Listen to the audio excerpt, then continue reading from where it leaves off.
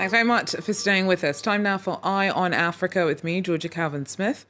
Tonight, Tanzania's president dies after weeks of speculation about his health, claims that he'd caught coronavirus and denials from the government that he was ill. Authorities say that 61-year-old John Magufuli died of a heart condition in Dar es Salaam. Also, as Congo-Brazzaville gears up for presidential elections on the 21st, our team heads to Pool, where in 2016 a brutal war was triggered by post-electoral violence. And Pretoria-born singer Ellie Zalo moved to Hong Kong 6 years ago and has thrown herself into C-pop. Her love songs have earned her a growing following both in China and back home in South Africa. We hear more from her about her burgeoning career. But first, Tanzania's president, John Magufuli, has died of a heart condition in Dar es Salaam. The vice president made the announcement on state television on Wednesday after days of uncertainty over Magufuli's health. The 61-year-old had not appeared in public for weeks. The opposition had demanded answers and cited sources claiming that Magufuli had coronavirus. The government vehemently denied that. Well, Mikawa Shachwayu joins us now with more. Mikawa, what more do we know about the circumstances of Magufuli's death? Well, Vice President Samia Suluhu Hassan announced that President John Magufuli died due to heart complications. She said that he was admitted to a hospital in Dar es Salaam on the 6th of March. Magufuli has been out of the public eye since late February, and last week rumors of his deteriorating health and even death started to gain momentum in Tanzania and the region. As you said, the main opposition leader, Tundu Lissu, said that he had been flown to a hospital here in Nairobi and then India. The Prime Minister and other government officials were adamant that Magufuli was well and working hard as usual. There are many people that believed his heart complication could have been brought on by COVID. Magufuli was Africa's most prominent COVID-19 skeptic. Last year, he said that prayers would save Tanzania from COVID-19. And it was only in February this year that he finally admitted that Tanzania has a COVID-19 problem. But this was after several government ministers had died. And even though we don't know the causes of their deaths, his finance minister also made a public appearance in February outside a hospital after rumors had been circulating that he had died of COVID. He was flanked by doctors and he was coughing and looked very visibly sick. So even after some of Magufuli's family members and officials around him contracted the virus, he still said that Tanzanians should depend on God as they take other preventative measures. His critics said that his government was too slow in enforcing significant restrictions to curb the spread of COVID-19. And when it comes to the political effect this is going to have on Tanzania, now Magufuli was first elected in 2015. He was not that long into his second term following a pretty controversial election last year. Where does his absence leave the country politically? Well, constitutionally, the vice president is supposed to take over and finish off the term, but it's not clear as there's a few factions within the ruling CCM party that may want to swing things a different direction. Magufuli first came to power in 2015, and as you say, last year won a very highly contentious elections, which was riddled with vote rigging. Before he was president, he was nicknamed the bulldozer, and he was loved for driving programs to build roads as a minister for works. And he was known for disliking the waste of money. However, as president, he was accused of cracking down on dissent and curtailing certain freedoms, such as press freedom, and he hampered the work of civil society organizations. So with his absence, you will still see what the ruling CCM party rather will choose to do, whether they will carry on where he left or will be forced to make certain reforms and bring back certain civil liberties. Thanks very much. Our regional correspondent there, Mikawa Shachwayu, filling us in on some of the ancillary issues linked to the report of the death of Tanzania's President John Magufuli. On another news, Kenya's upheld a ban on female genital mutilation on Wednesday after the High Court dismissed a petition by a doctor who tried to argue that outlawing FGM a decade ago was unconstitutional. However, the three-judge panel found that FGM falls short as a cultural practice because it inflicts harms on women and girls. Campaigners against it say that the decision is a victory for women's rights, as it is rarely consensual. 1 in 5 women and girls between 15 and 49 in the country have undergone FGM. President Kenyatta's pledged to end the practice by 2022. At least 33 people have been killed in northern Mali after around 100 suspected Islamist extremists ambushed a Malian military convoy. Attackers on motorcycles targeted the soldiers on Tuesday near Tasset in the region of Gao. UN peacekeepers and France's Operation Barkhane helped evacuate wounded troops and secure the area afterwards. Jihadist fighters with links to Al-Qaeda and the Islamic State group operate nearby. However, no one's yet claimed responsibility for the attack. And Zulu mourners accompanied the body of their late leader to the palace on Wednesday ahead of his burial. King Goodwill Zwelithini was the longest-serving monarch in Zulu history. He died aged 72 last Friday after weeks of treatment for diabetes. Now, as Congo-Brazzaville gears up for presidential elections on the 21st, our team went to the region of Pool in the south. It's where, in 2016, a brutal war triggered by post-electoral violence saw militiamen known as the Ninjas take up arms against government forces.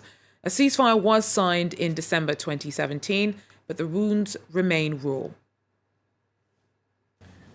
Rigen and his family abandoned their house in November 2016. Moi, avant, je vivais ici, ça, c'était ma maison. C'était brûlé.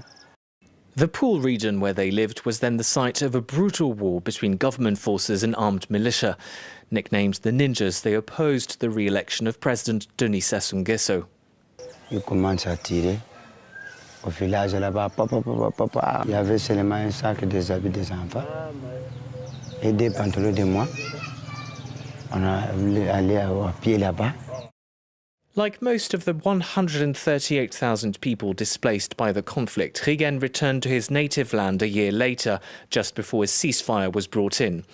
Pool has since been recovering, and food production has finally returned to pre-war levels following investment by the government and the UN. But for many here, the wounds from the war are still raw. The exact number of civilian casualties is not known because the war was fought behind closed doors with no access given to journalists and humanitarian workers. Some activists say locals were tortured, raped, kidnapped and killed by both sides during the war. Pour nous, il y a incontestablement matière à crimes contre l'humanité et crimes de guerre dans le pôle. Et c'est le combat que nous menons aujourd'hui, de pousser la mise en place d'une commission indépendante. In 2018, the Congolese government promised to set up an independent commission to investigate alleged crimes, but that is yet to happen. Authorities say they want to focus on fostering peace in the region. Nous avons tous besoin de paix. Le Congo a trop souffert et maintenant il faut tourner définitivement la page. Il faut penser au lendemain et le lendemain exige que le pays soit développé. Et pour le développer, justement, il faut que le pays soit en paix. Voilà. Despite this focus on reconciliation, for many, the trauma of just a few years ago is too recent to be put aside. Now, Pretoria-born singer Ellie Zalo moved to Hong Kong 6 years ago and has thrown herself into C-pop. Her love songs have earned her growing followings both in China and back home in South Africa. Earlier this year, she released her first single in Mandarin. Have a listen.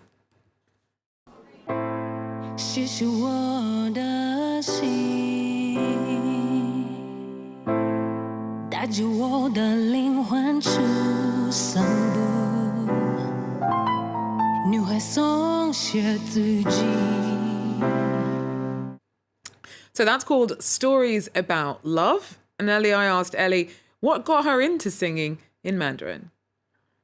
I was fortunate enough to move to Hong Kong due to being cast as Nala in the Hong Kong Disneyland. And while I was here, I kind of immersed myself in the culture. I enjoyed learning more about where I was at. And I saw this whole new world that I had never discovered before. And that was C-pop, Mando pop and Canto pop. And I was like, okay, I think this would be an interesting challenge for me. And I love the sound of, R&B and ballads because that was my foundation in music. So, and that's the dominant kind of style in C-pop. So that's how I kind of started my way in. And outside of your actual performance, do you speak Mandarin? Well, I'm still learning. I'm still learning both Mandarin and Cantonese. And how did you get into that? Because you mentioned that you actually started lessons in South Africa before you moved to Hong Kong. Yes, that's correct. So I was looking for Chinese teachers. I wasn't sure about the difference at the time between Cantonese and Mandarin. And because I knew that I was coming to Hong Kong. And I met this great friend now. Her name is Bobby, and she is based in my hometown, Pretoria, South Africa. And I just kind of told her, you know, I'm moving to Hong Kong. I want to learn a little bit more about Chinese. And that's how it started for me. She just taught me the basics of Mandarin. But then she was like, since you're a singer, I think you would benefit a little bit more if you learn some of the songs. And she introduced me to a great song, Tian Mi Mi, which is a classical Mandarin song. Not a classical in the genre, but in terms of how many people know it. She introduced me to Tian Mi Mi. And as soon as I started learning how to sing it, I just fell in love with Mandarin. And where are most of your fans now? Are they in generally in Asia, or do you also have fans in South Africa?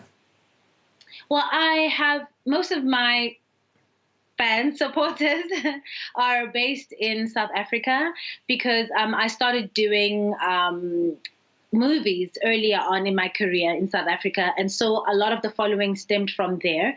But in recent times, I've noticed that more of my supporters are coming from this side, which is in Asia. Well, thank you very much, Ellie. Just this week, you won an award for, what was it? The most popular live performer. So you don't just, you know, release singles, you actually perform as well. How's the pandemic affected that side of your career? Well, thank you for, you know, touching on that.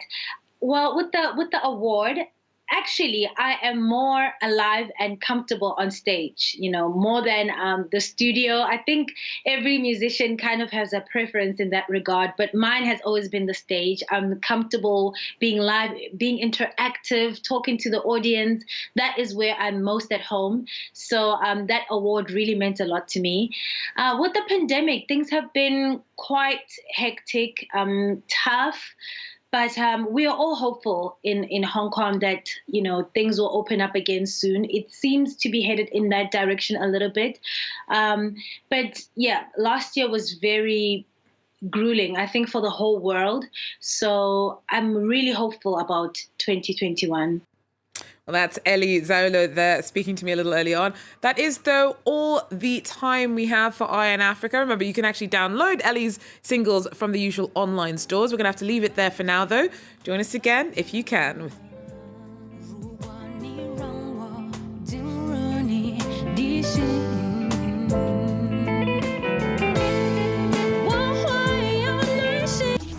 In 2011, France 24 followed Big Sam and his men fighting Colonel Gaddafi's forces in the streets of Tripoli. Once Martyrs Square had fell, we knew that the end of Gaddafi was close. 10 years on, our reporters caught up with Sam, now known as Hussam Najer, as well as supporters of General Haftar, the warlord who's been fighting the UN-recognized government.